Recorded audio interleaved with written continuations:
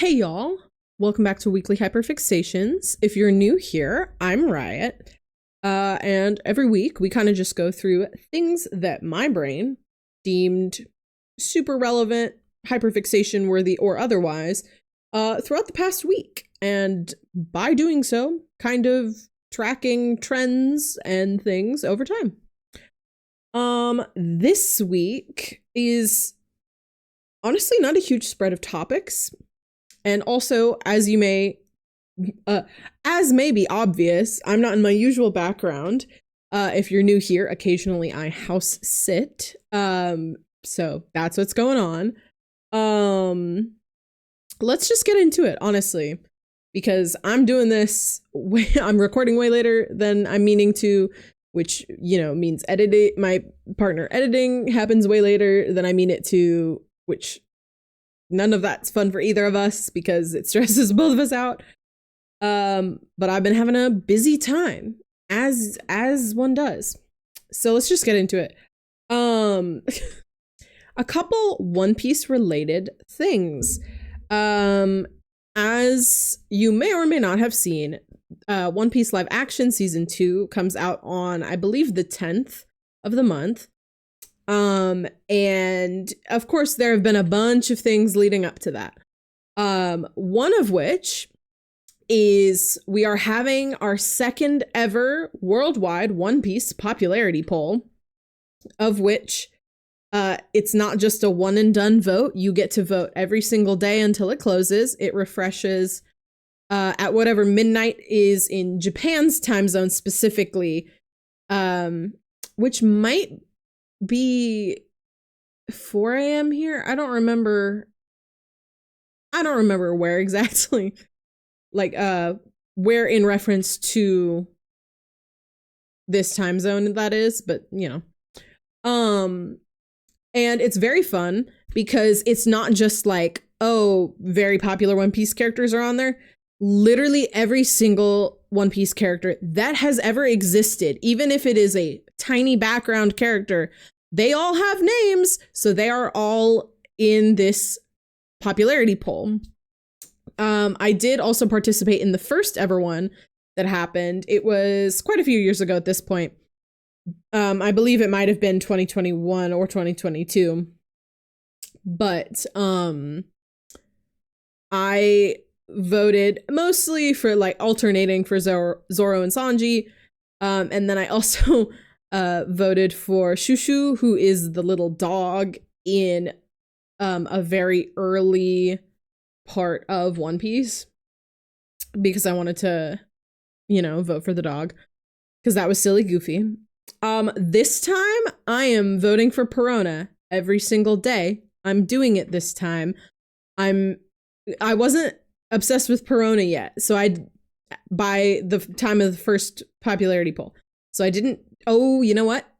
No, I'm going to be alternating from Perona to Vice Admiral Doll. That's probably what I'm going to do. Oh, hold on. One of the cat. As I am also house sitting, there are cats and they make noise. So I will be right back. Okay. Anyways, as I was saying, the One Piece popularity poll is currently going on.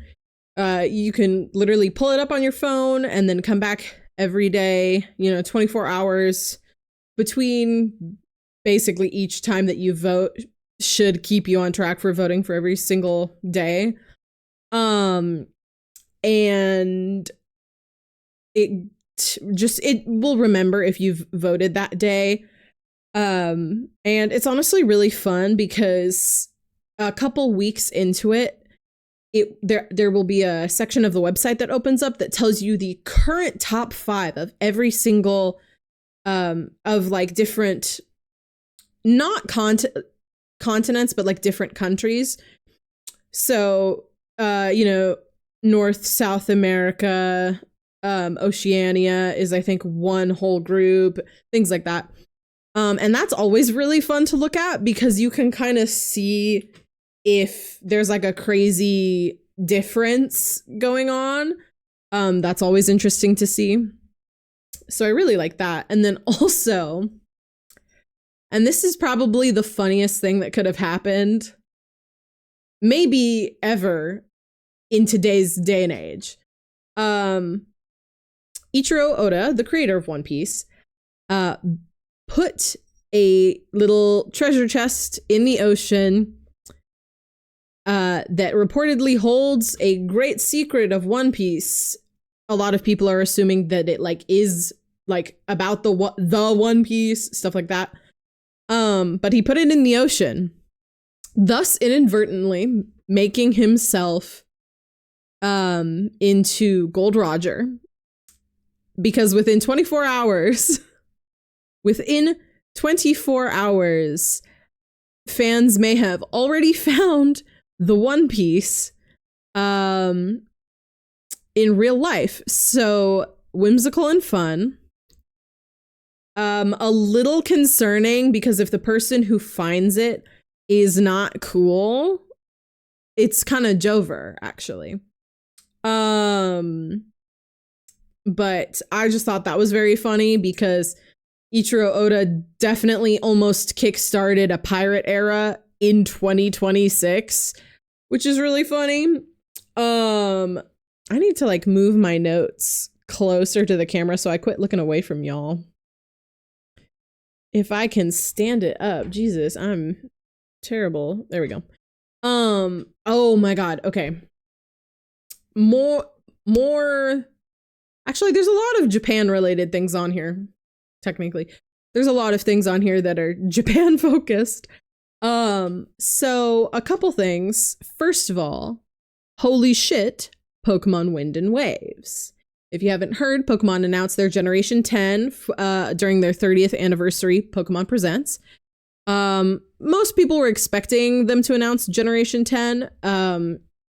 We've got the area. It looks like it's going to be, I can't remember if it's just the Philippines or if it's like the whole the islands area. I can't remember what that area is called, but the south hold on, guys, I can totally do it. The Southeastern Asian island kind of group that's in there. I can't remember what it's supposed to, which thing it's supposed to be representing, but the graphics are insane. That absolutely comes from how badly Scarlet and Violet did upon release, because that was janky as hell.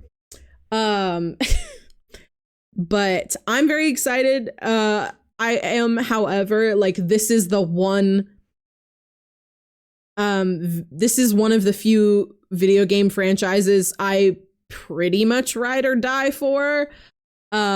Just because it's been so integral to like my childhood and my adult life that like it'd kind of be weird if I wasn't at that point.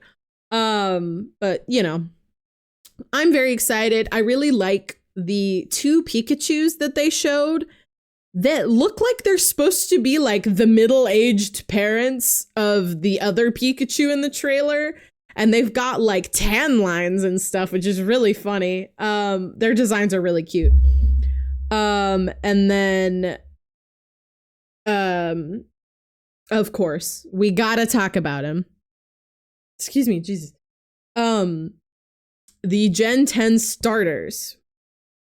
Brout, Pombon, and Gekwa. Now, I don't know about y'all. I am on this definitely with the people who are like, hey, Brout, cute Pokemon. We already have a grass owl looking bird. So grass type starter fans aren't really excited about Brout, as far as I can tell, just because of that very distinct similarity. But still really cute either way. Pombon, it has already been memed to hell because it's like a Pomeranian dog. Which all of those memes are really fucking cute. And I will say, second playthrough, definitely Pombon for me. However, I do love Littlest Pet Shop. I do love Littlest Pet Shop, and Gekwa looks like a Littlest Pet Shop. That's one of the toys I had a bunch of as a kid were Littlest Pet Shops. And I saw Gekwa and went, now what does that remind me of? Because I'm having like this visceral, like childlike, what would the word be? Like a recollection, I guess, or this childlike nostalgia about Gekwa. And I think it's because Gekwa looks like a Littlest Pet Shop. So I will be choosing Gekwa. Gotta get my hands on a Switch 2 first, but I do really like Gekwa. It's a silly little guy. I'm a little on the fence about Gekwa. I just think I like water type Pokemon that are lizards. I think I'm just getting that because I had almost never chosen a water type starter, but I chose Sobble in Galar. And I think that's where this is coming from. I think the only other Pokemon, sorry, I am lip smacking a lot. I just realized. The only other time that I can recall that I chose a water type starter was Poplio in Alola because I liked Primarina. So my choice personally is Gekwa. I'd love for y'all to pop off in the comments, even if you don't play Pokemon, you know, you saw the picture of the 3 Pokemon. And of course, you know, grass, fire, and water, identifiable by which color they are. I'd love to hear which one y'all would pick, even if you don't play the game. Like, you can just choose whichever one you think is cutest. That is what some people do. But I'm very excited about it because I'm always excited about a Pokemon game. But actually, speaking of a Pokemon game, Pokopia came out. Animal Crossing Pokemon Pokopia came out. Okay. And, you know, I was really excited about it. People seemed to be loving it. And then they announced that there was going to be an event in the game. Okay. And then it's an event that has Hoppip, Skiploom, and Jumpluff in it. So it's got that whole evolutionary line. But it says in the description of the event that those Pokemon will not be available outside of the event. And I mean never available outside of the event, which is concerning. Because are you going to bring this event back? Or is this going to be like in Final Fantasy XIV, where I conveniently didn't play the year they had a Final Fantasy 15 event, and I just will never see the regalia in Final Fantasy 14? Okay? You know what I mean? Like, I'm worried that when they say the Pokemon are limited to the event, they will not bring them back, because there are enough Pokemon that they can do that for a while without bringing any previously shown Pokemon back. So I'm a little worried about that, because that seems a little unfair to people who weren't able to get it, especially when Pokemon in general, even just some video games in general, especially ones that are super applicable to children, it is weird to do something like that when a lot of kids won't see the game until Christmas. So, you know, I'm a little worried about it. Obviously, you've got to wait a whole year to know if it's a recurring thing or not, but it is a little concerning. And I don't, it's not like I like those 3 Pokemon that they showed in like particularly a lot. I just think it's weird to do that. But it's unclear if it's genuinely like you will not see this Pokemon in the game again, or if it'll be like, well, it'll happen again next year. You know what I mean? So that's my 2 cents on that. Sorry, I kind of yapped a shit ton about that.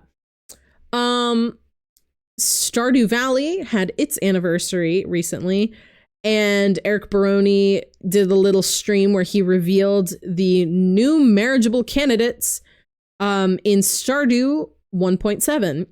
And naturally, a lot of people guessed who it was going to be. And of course, there's some immediate disappointment. But the two candidates are Sandy and Clint. So there's no new characters being added to the game. A lot of people wanted Sandy, and a lot of people are so unbelievably mad about Clint. Just so unbelievably mad about it. There are a lot of people who he is creepy to Emily, but first of all, that's not something you have to encounter in the game unless you're trying to like 100% the game or like specifically marry Emily, that kind of thing.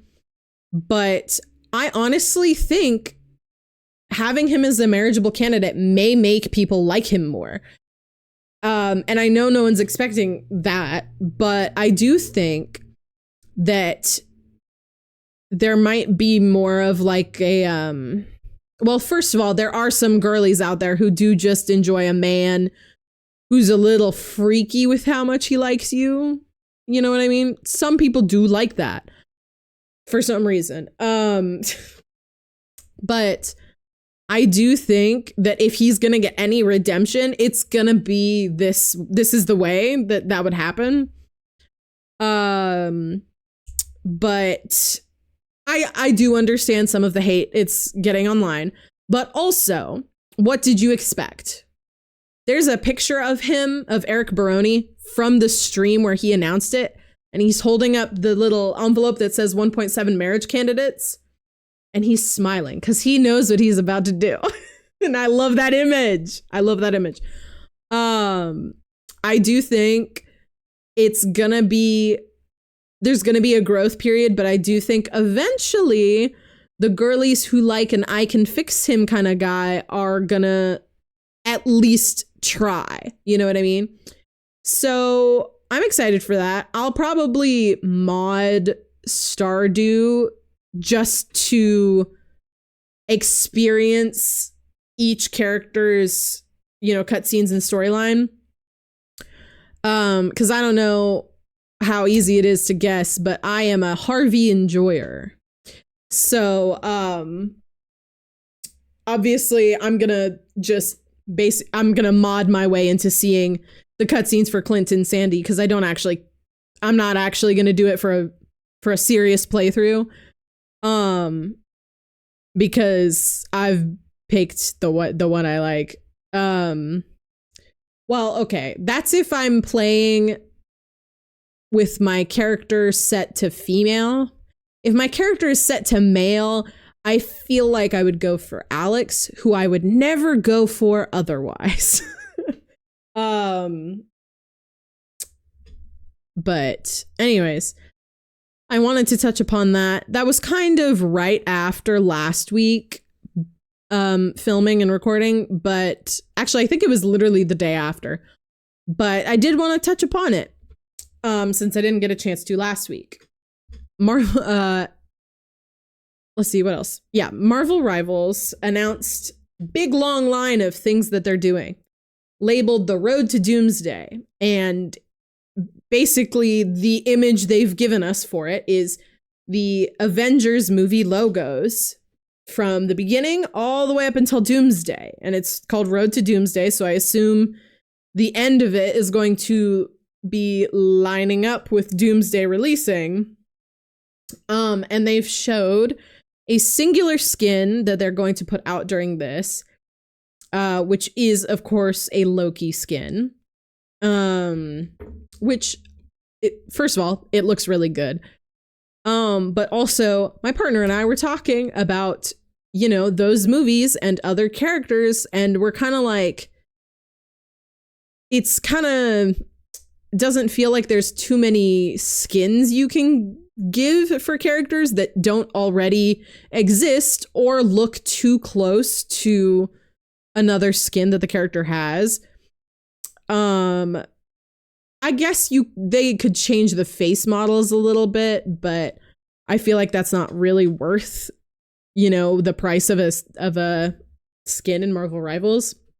So we're hoping they add more characters that are related to that, or at least a couple. My main vote is I'd like Quicksilver, please. I would really want Quicksilver. Mainly because we already have Wanda. I think they should tackle a speedster in general. But I'm really interested to see where that long line of events goes, because it goes until like October, I think, which is crazy. But that's whimsical and fun, and I wanted to touch upon that. Oh, okay. The next thing is something that I am not familiar with, so I am going to like read the thing verbatim and stuff like that. There is, I'm assuming, a show called Chicken Nugget, and it's through BuzzFeed, I think. And there is a statement from the creator. I want to say her name is Kira. And I'm just gonna verbatim read the statement that she put out. Hi, it's Kira, creator and voice actor of Chicken Nugget. I have some incredibly unfortunate news that I'm very saddened to deliver. I will be leaving the show and no longer voicing Chicken. BuzzFeed is going to be requiring Chicken to be fed into AI for a project, and I am fully against this. It's being done despite our stance against it. It's entirely out of our control, and I'm utterly heartbroken. I am very anti-AI, and I cannot support this. Thus, I am leaving to boycott this. I'm so upset it's come to this, and I cannot apologize enough for this happening. I can't thank you all enough for your incredible support on Chicken Nugget, as well as the incredible talent of the cast and crew on the show. I love you all so much, and this project has been a highlight of my career. I will continue to update everyone on what's going on. Sorry, I can't read apparently. Theater done kicked me out of reading. I will continue to update everyone on what's going to happen as I hear it. If I lose access to this account, then she advertises her Blue Sky account for updates. And then she adds a little addendum. Please do not send hate to anyone. I just wanted to inform you all of what's going on. And even as someone who is literally wildly unfamiliar with this medium, it is still really disappointing to hear that an animation that is popular, and has a very devoted creator is losing its own creator because the company that the project was under has force-fed it to AI and has not allowed for anyone to do anything about that decision. So I did want to touch upon that because it's important to highlight things like this, especially when, even though, you know, stocks for AI companies are falling dramatically and things like that, and we're getting these wins everywhere, it is still very important to acknowledge that even though there's a lot of good happening in the push against AI, it is really important to highlight that there are still terrible things like this that are still happening, and that not everything is going to be a win, and there are going to be things that are functionally caught in crossfire, where even though the creator and the team are lovely, it's the company they're under that's forcing them to do this and not giving them a choice. So, the last couple things I have here are silly, goofy, fear not. First of all, I know I talk about a lot about Final Fantasy XIV and I talk a lot about Final Fantasy 15. Let's take a moment to talk about Final Fantasy 11, which is barely talked about because it is, in a way, the predecessor of I'm using the wrong word. Am I? That might be the right word. My brain's kind of dead. But it is basically, in a way, it's a blueprint for Final Fantasy XIV. Final Fantasy XI was the first Final Fantasy MMO. And believe it or not, still running.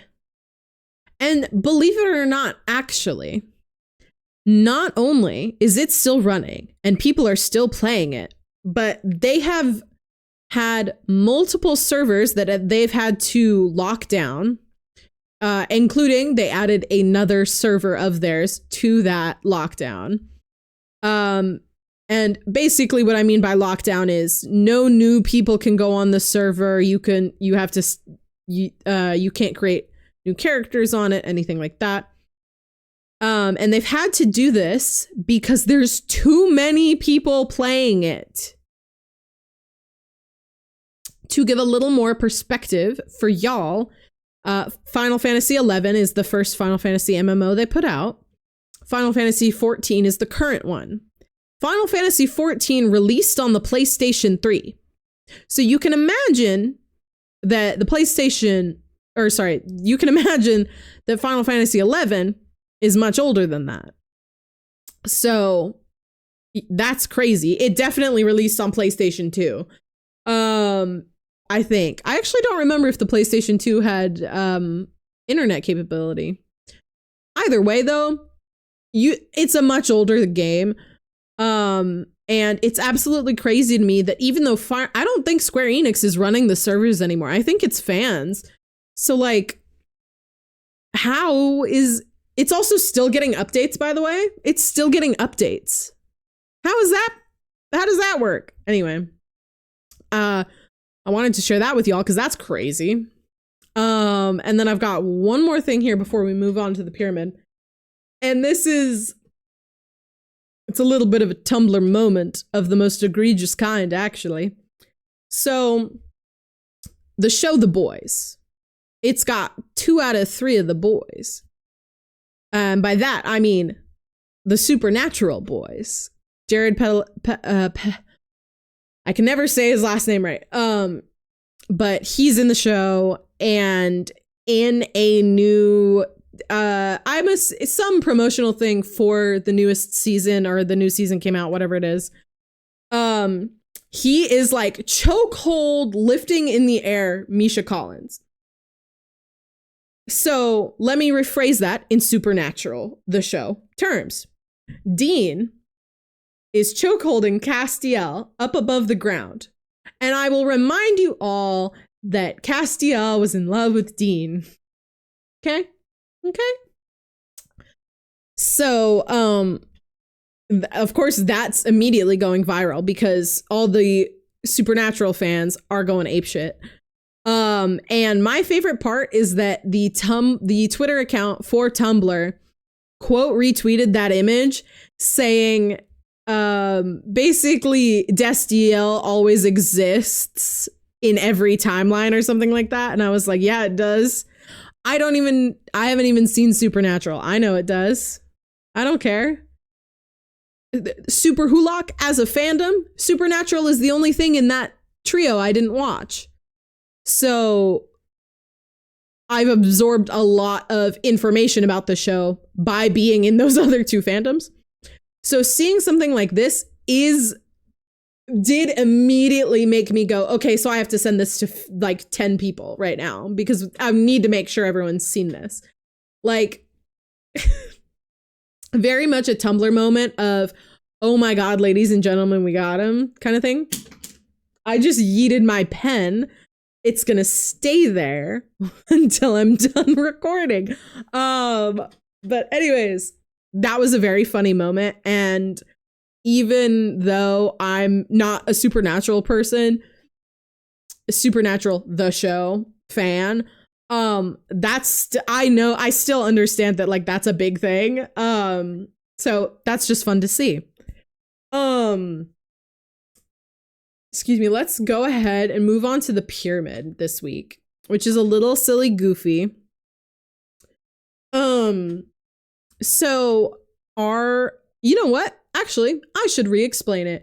If y'all are new here, every week we do an Abby Lee style pyramid, basically, but it's me ranking usually characters or people or both in a pyramid style of basically, instead of a normal Abby Lee pyramid, it's more like favorite picks put into a top 6 list. And basically bottom of the pyramid is still on my favorites list for the week, but it's on the bottom of that list. And then the top spot is the top person or character on that list. So this week we've got a whole bottom row of the same idea, which we don't always have. So we do sometimes, but not always. So first up on the pyramid is going to be Brout, which I'm going to go ahead and say is a grass type. And I'm going to guess that the Pokedex is going to say bird sprout Pokemon, something like that. Brout is first up on the pyramid, but that does make Brout my least favorite of the 3 Pokemon starters. But I do think they're all silly, goofy little guys, and I love them a lot. I'm especially excited for plushies of them. But as may be obvious, Brout is on the pyramid because Wind and Waves got announced this past week. Next up on the pyramid, my second favorite, if you're forcing me to pick really, of the 3. Next up on the pyramid is Pombon. Listen, I am a dog person. I have a dog. And she's perfect. But Pombon's really, really cute. I do worry that it's gonna end up on 2 legs, as I did with Emboar, as I did with why can't I remember Incineroar? With Incineroar and Emboar, I now start to worry that and I guess in a way Sprigatito, though that one was kind of obvious and less egregious, honestly. But I really worry that Pombon is gonna end up on 2 legs. I'm worried that Pombon is gonna become bipedal, and I don't really want that. So I basically put Pombon second on the pyramid because I'm too worried about them making this cute little dog bipedal by the end of its evolution, which usually doesn't go well when they do that. Just in terms of community reception, we'll say. But Pombon is still on the pyramid because Pokemon of the announcement from Pokemon Wind and Waves and Pokemon's 30th anniversary. God, Pokemon being 5 years older than me is funny. And then, of course, for our final out of the Pokemon, 3rd spot on the pyramid does go to Gekwa.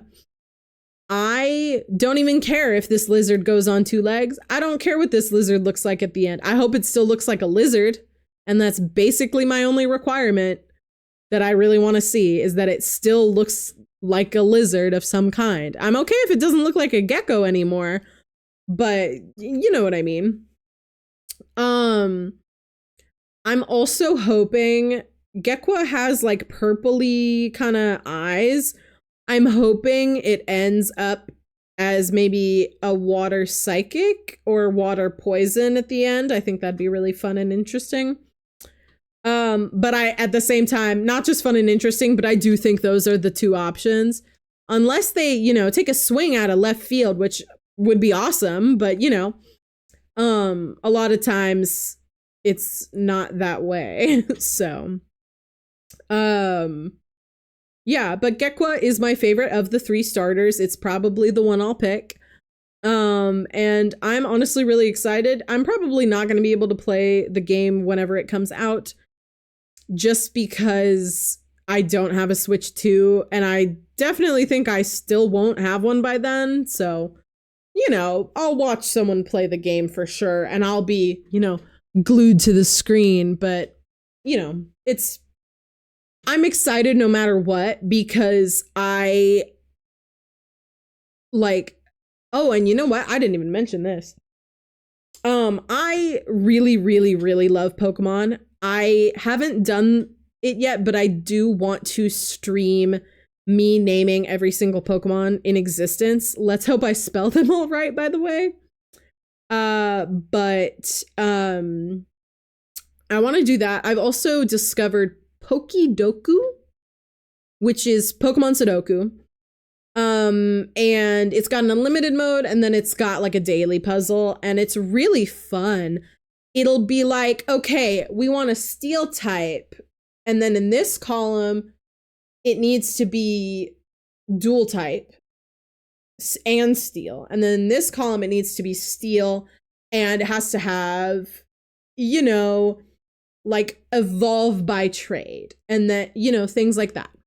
And it's really cool because it's making me learn about Pokemon's typings. There's a lot of Pokemon that I have discovered I thought were monotype, meaning I thought in terms of Pokemon types, it only had one. And I've learned that no, it has two. So that's really cool. And I've been really enjoying that.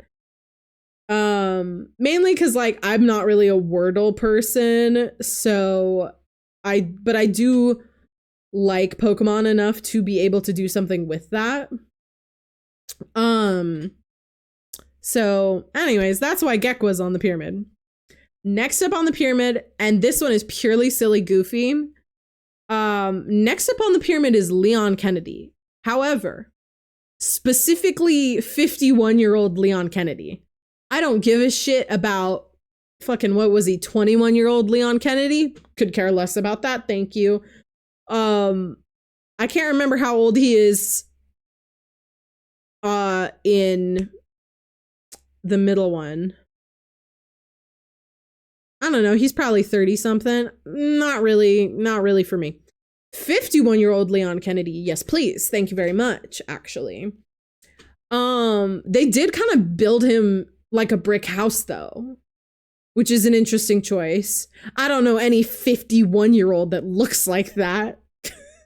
That's an insane build for 51, honestly.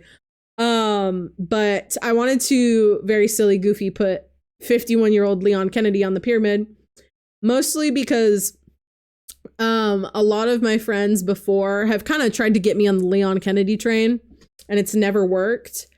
But I do often like DILF characters, or characters that basically look like DILFs. So when the trailer for Resident Evil 9 that showed Leon in it came out, I got like 15 texts. I got so many people texting me because they were like, okay, do you like him now? Yes, but that's not the point. So I wanted to put Leon Kennedy on the pyramid because Requiem came out. And I'm not a horror game person really, but I can watch Resident Evil games though, because there's not as many jump scares, because that's really what bothers me. But yeah, I just wanted to put that on there because it's silly and it's very relevant to this week. My timeline is like full of clips of Leon Kennedy, which is really funny. So and then next up on the pyramid, literally unrelated to anything I usually look at, oof, dang, sorry about that. My neck cracked real loud.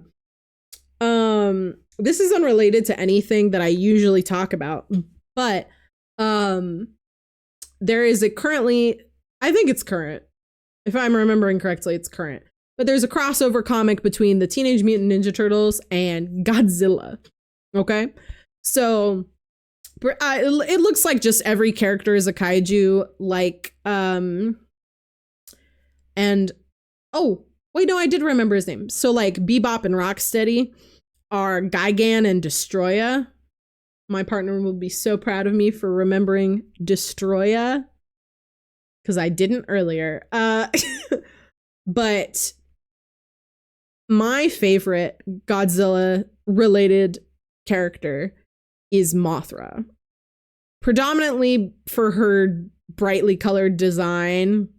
And I think it's funny that there's all these, you know, a lot of them are dinosaur looking or dragon adjacent, or, you know, things like that. And then there's a moth that pretty much just looks normal. It's just a giant moth.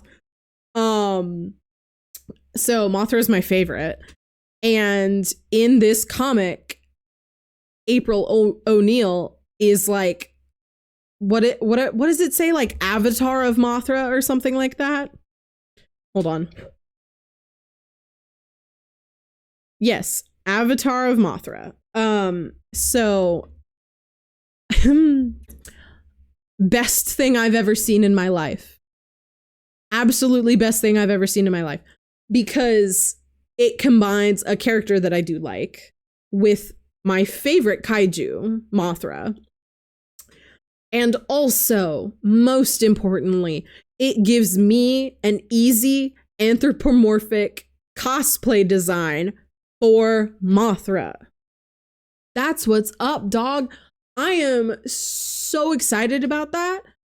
And of course, it's not going to be anywhere near soon, but I absolutely want to have that cosplay at some point because I have wanted to cosplay Mothra, but it's a giant moth. It's kind of hard to figure out what I should or should not be doing with that. And this has given me a very easy design to work with and something that's way more doable than starting from scratch at minimum, way easier than starting from scratch. So I wanted to put April O'Neil, Avatar of Mothra, on the pyramid because that's the best thing I've ever seen, actually. And then our final spot on the pyramid this week is actually going to just be Ichiro Oda, creator of One Piece. He's on the top of the pyramid because, you know, he's got a live action season 2 of his manga, and then he's got his manga going on, and then he's got the worldwide popularity poll, and then he put a box in the ocean and said, I've put a secret to One Piece in the ocean, and started basically a bunch of people going, okay, it's pirate time. Like, that shit's crazy. Also, Oda always cooks. We done knew this, but Oda is always a solid choice for top of the pyramid if he's going to be on it at all, because the amount of influence this guy has, there's so much around how cool Ichiro Oda is, that I wanted to put him on the top of the pyramid, especially with all of the One Piece stuff that's happening right now. So I wanted to make sure to cap off the pyramid with an absolute baller dude. Anyways, that'll be the pyramid for this week. I hope y'all had a good time. I know I did. If you liked this video, go ahead, give it a like, comment. Subscribing also helps. I find that I don't really get a lot of notifications for a YouTube channel I like unless I click the bell and hit all, which does sound intimidating, I know, but I only post usually only one video a week, for sure, only one video a week, and then one community post a week. Every once in a while there might be an extra one, but it's very rare. I think it's only happened once or twice ever. Woo. But basically what I'm saying is I'm not going to flood your inbox with shorts. I don't do that. But, and again, if y'all had any opinions on literally any of this, commenting really helps small channels. And also, in particular, I'd love to hear if any of y'all have an opinion on which Pokemon starter you like. Don't even have to be, you don't even have to play the franchise. You can just pick which one you think is cutest. But all in all, I hope y'all had fun. I'll see y'all again next week, same time, same place. I'm getting towards the opening night of the theater production I'm in. So hopefully we will still be good on getting things out to y'all on time, but there is a chance that it'll get a little wonky for a couple weeks. But if anything, we will be back to our regular schedule come April. But I do think it will be doable to get everything out to y'all on time, especially since I know that I do not have to be the person editing. Shout out a million times over to my partner who has been editing for a while, just because I'm so unbelievably stressed out that who even has to, edit right after I record. So big shout out to my partner for that. But like I said, I'll see y'all here next week. Same time, same place. I will be back home by then. And the lighting will be much better there. I know the lighting here is kind of wonky. It's because of where we have to set up, the setup and where the light is. The light's literally right here. So, but thanks to y'all for sticking it through with me. I'll see you next week for Weekly Hyperfixations. I hope you have a good weekend, and I hope you have a good rest of your week next week before I see you again on Friday.